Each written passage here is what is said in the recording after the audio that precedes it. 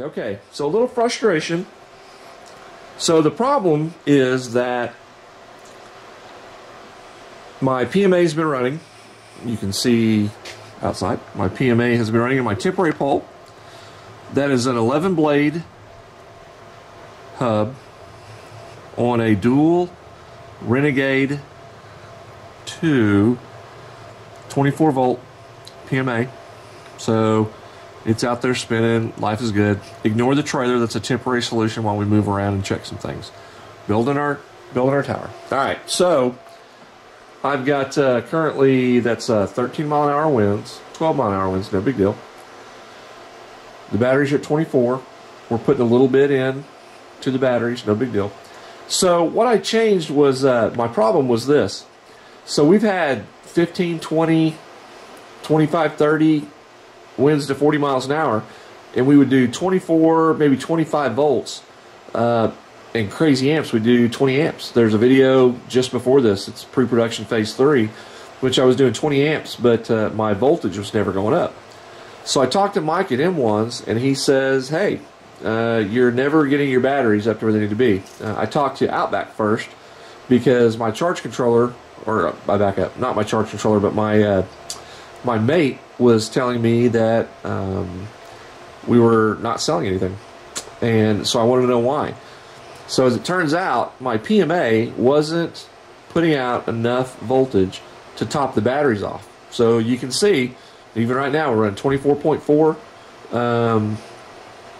at 0.8 amps, right? No big deal. That's nothing. But it's been running for 2-3 weeks now, and I haven't gotten any results. I have not had a single cell to the electric company or back to the grid. There's been nothing. And so as it turns out, it's because I'm never really getting it over the cell point, which is set at 26 volts on the Outback Mate. So what do you do, right? So I called Mike. Mike says, hey, you may want to run your rectifiers in series. And so I did that, and I am currently running, supposed to be running at 48 volts. So 48 volts, I'll lose some amperage, but I will always be putting power in. I always have wind in Oklahoma. Always wind. Even at, right now that's, let's see, 10 miles an hour. That is nothing here at my house. And my PMA is out there spinning away. Life is good. But I'm not getting any return out of it because it's never able to top off. So we made the adjustment. I've gone up to 20 miles an hour on the winds today, and something's crazy. No 48 volts. So I made the wiring adjustments. So you can see on my meter, 24.87. So I ran the Bridge Rectifiers.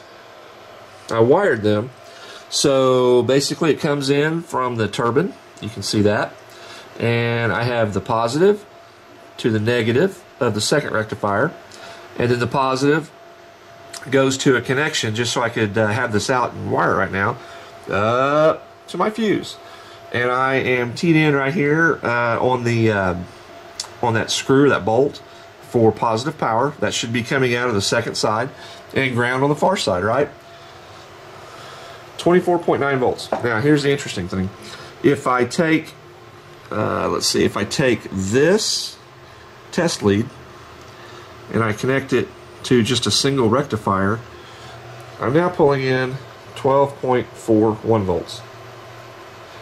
So it looks like these rectifiers are 12 volt rectifiers, and when I run them in series I get 24 volts.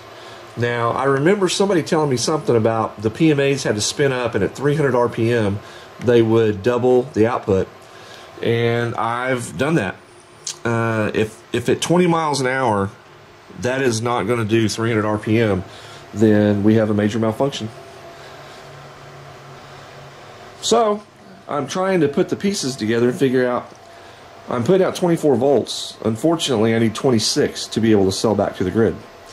20 mile an hour winds. I know I probably need to lose some blades on my hub and maybe increase my start speed, but once it spins, it'll spin faster. But I would think that 10 to 20 miles an hour, I should be able to get 300 RPM. That's my dilemma. So I'll let you know how we get turned out with this.